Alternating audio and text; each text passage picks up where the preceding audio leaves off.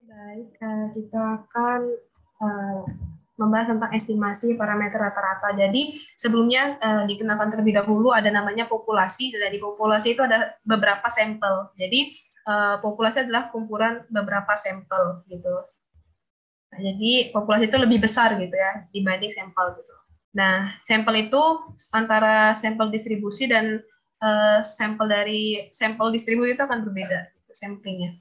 Nah, jadi misalnya gitu ya, ada tentang survei gitu ya, estimasi parameter tuh tentang estimasi titik, interval, satu sampel, dua sampel, sama tabel Z, tabel T, tabel F, sama tabel Q-square. Nah, di sini akan ada namanya rata-rata dengan ini mu gitu ya. Dan di sini ada proposisi P dan varians itu adalah bentuk seperti ini. Nah, jadi populasi itu akan terdiri dari beberapa sampel. Nah, karena tadi ya, ini adalah huruf Yunani gitu ya. Ada mu, P, ini X topi, P topi, ini X bar, ini P topi, S kuadrat. Nah, jenis parameter itu ada estimasi titik sama estimasi interval gitu ya. Kalau estimasi, misalnya ada soal gitu ya, tentukan suatu estimasi titik gitu, maka dia itu akan memperkirakan hasil dari nilai parameter gitu ya, dari satu nilai gitu. Misalnya adalah mu sama dengan 20 gitu. Nah, kalau misalnya dia itu interval, maka dia pakai batas gitu ya. Jadi kalau saat titik itu dia satu aja gitu ya, satu, misalnya mu sama dengan berapa gitu, karena dia titik. Nah, kalau dia itu interval gitu ya, maka dia ada dari 10 sampai mu sampai 20. Nah, gitu. Ada pendugaan titik, batas bawah, sama batas atas. Nah, untuk rumusnya sendiri gitu ya, rata-rata untuk estimasi titik gitu ya. Jadi ada estimasi titik sama estimasi interval. Nah, kalau estimasi titik gitu adalah sigma is sama dengan 1 sampai n xi per n gitu ya untuk rata-rata. Nah, untuk proporsi gitu ya, itu adalah estimasi titik, P topi sama dengan x per 6, x per n.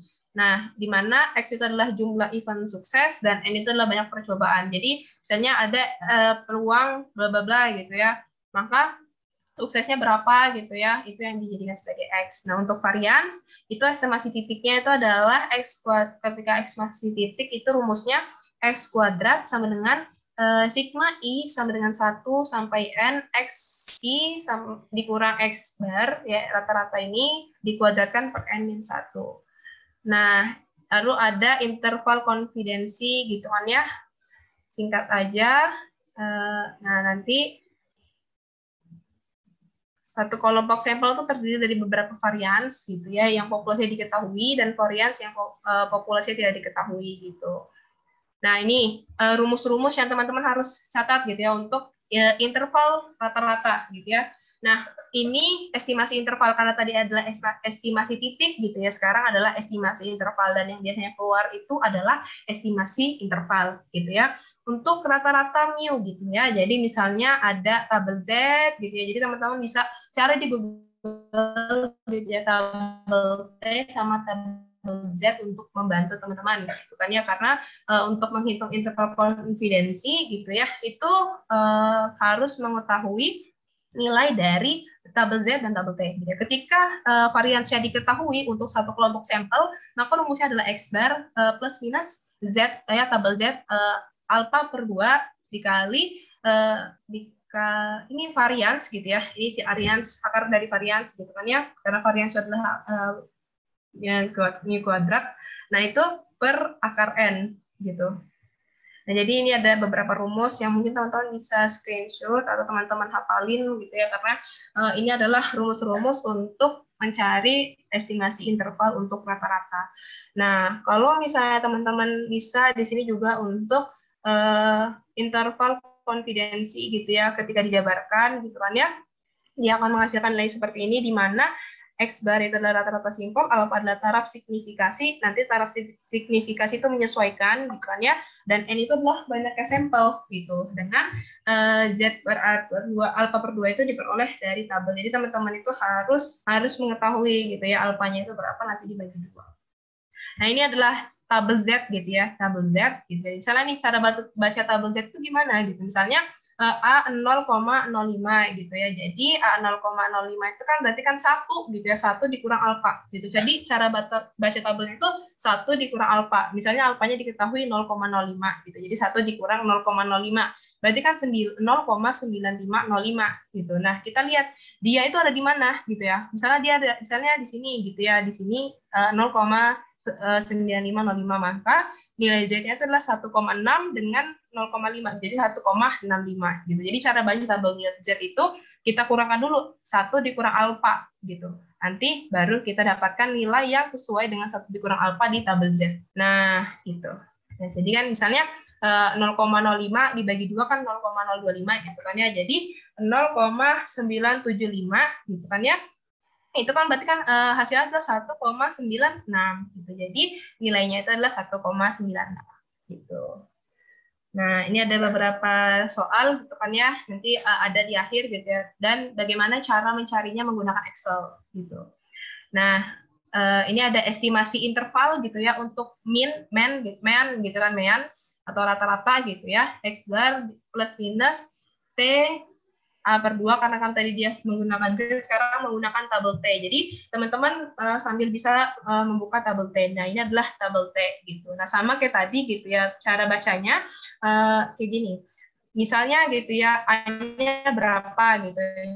A-nya 0,05 dengan N-nya itu adalah 21 gitu ya. Maka 21 itu dikurang 1 kan hasilnya adalah 20 gitu. Nah, jadi beda ya kalau misalnya tadi itu tabel Z itu kita bacanya dari yang dalam, kalau tabel T kita bacanya dari yang luar.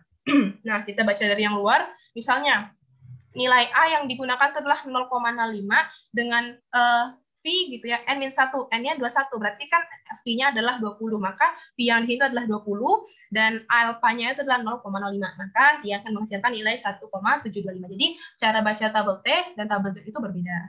Ya, ada beberapa contoh soal ya. Nah, ini kalau tabel distribusi T. Jadi kayak tadi ya, ini cara simpelnya gitu ya. Misalnya ada misalnya N-nya itu adalah 3 gitu kan ya. Berarti kan V-nya itu adalah N-1 dengan misalnya alfanya itu adalah 0,1. Berarti kan dia di sini dia 1,8856 kayak gitu. Nah, kayak gini ya, T 0,05 gitu. Jadi teman-teman harus banyak latihan. Dan dia itu ini N harus N-nya di sini ya. N-1-nya adalah V gitu kan ya. Jadi 2,8188, di sini ya 22,005 itu akan menghasilkan 2,8188. Ya, mungkin bisa kita dari misalnya ada perbedaan dari dua rata-rata gitu, di mana X1 bar gitu ya, itu adalah rata-rata tadi ya, rata-rata. Nah, ini kan kita ingin mengetahui gitu ya, bagaimana perbedaan di antara dua rata-rata gitu. Jadi X1 rata-rata dari X1 dikurang rata-rata dari X2 plus minus Z alfa per 2 ya, diakarkan gitu ya sama variansnya gitu, varian 1 dan varian 2 per N gitu. Jadi sesuaikan. Dari contoh-contoh soal, nanti kita bahas yang contoh soal yang ini, contoh soal UTS-nya aja gitu ya. Karena dia menggunakan ini juga. Nah, mungkin kita bisa, ini masih tinggal 35 slide ya. Jadi ini beberapa contoh soal, nanti mungkin bisa saya bagikan gitu ya PPT-nya, jadi teman-teman bisa lihat contoh-contoh soalnya. Nah, misalnya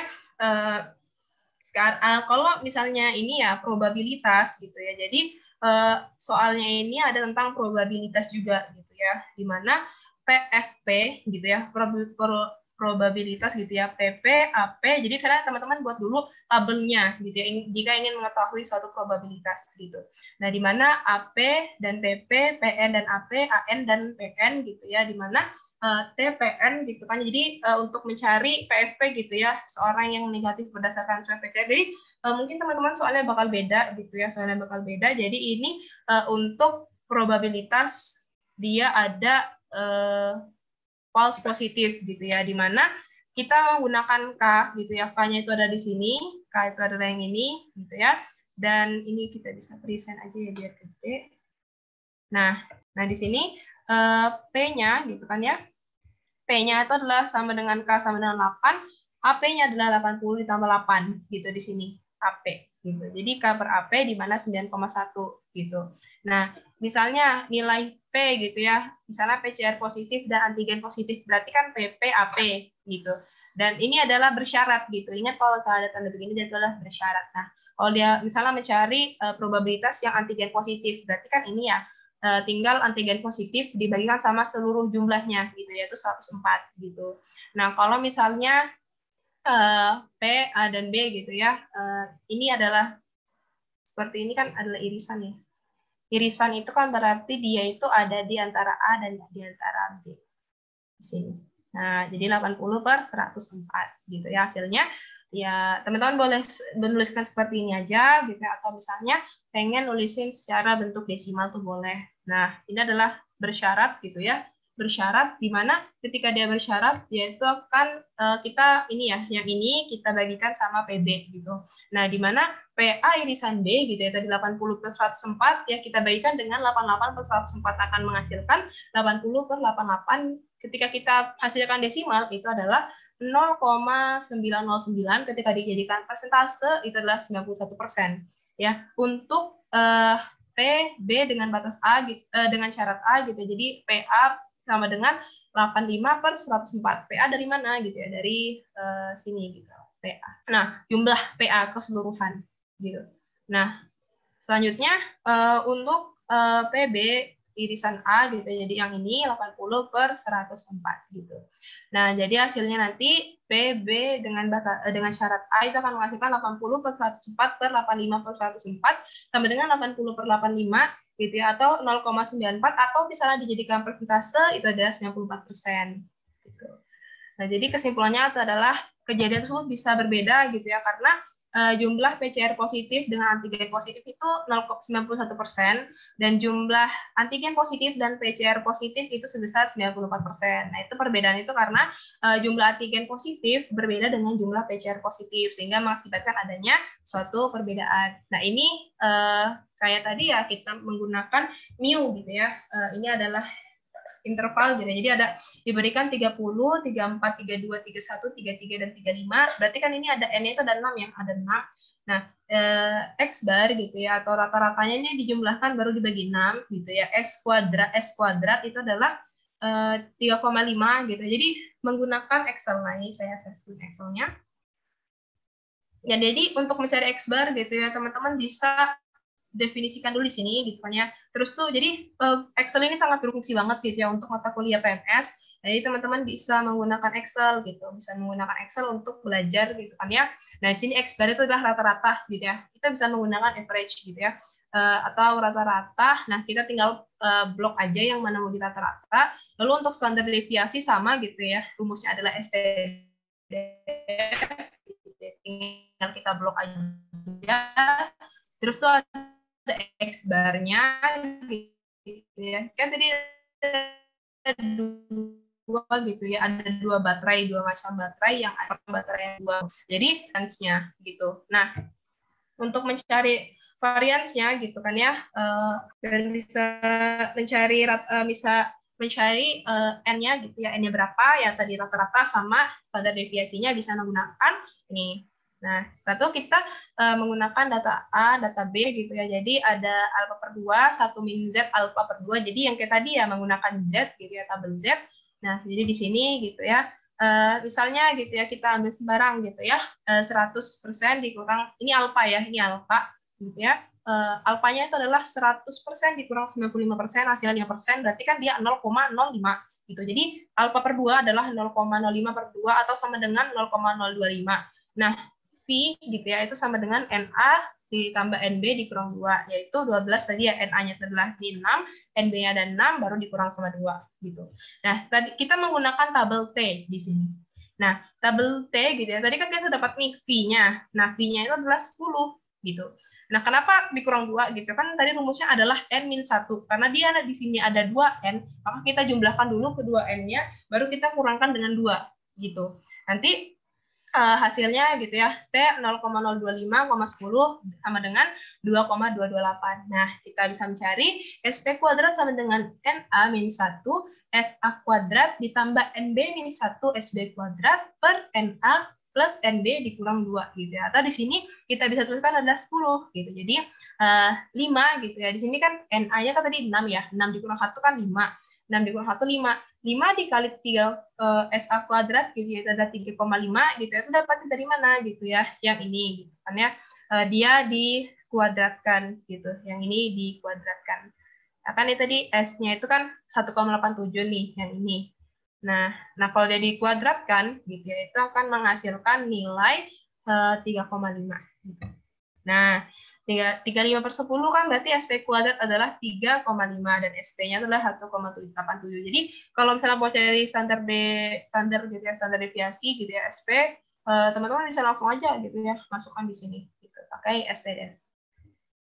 Nah, itu cara cepatnya. Tapi kalau cara manual seperti ini, sehingga gitu ya, mu A min mu B itu akan menghasilkan X A bar min X B bar plus minus yang tadi ya di rumus estimasi di sini ada ya tadi di estimasi parameter.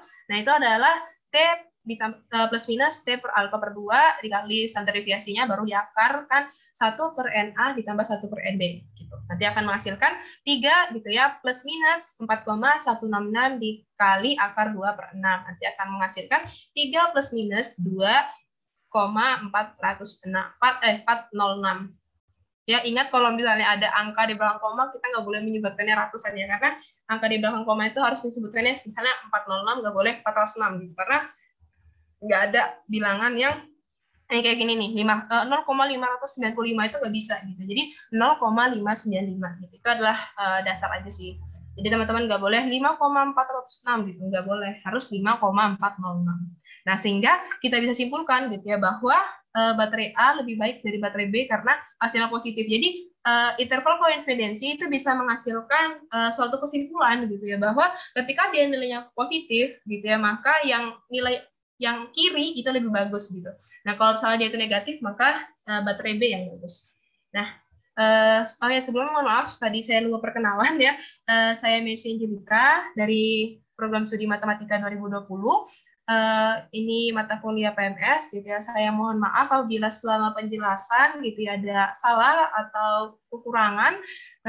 Saya mohon maaf, saya cukupkan gitu ya. Jadi teman-teman yang mau minta PPT nanti boleh langsung ke saya gitu ya, atau mau minta soal UTS saya juga boleh.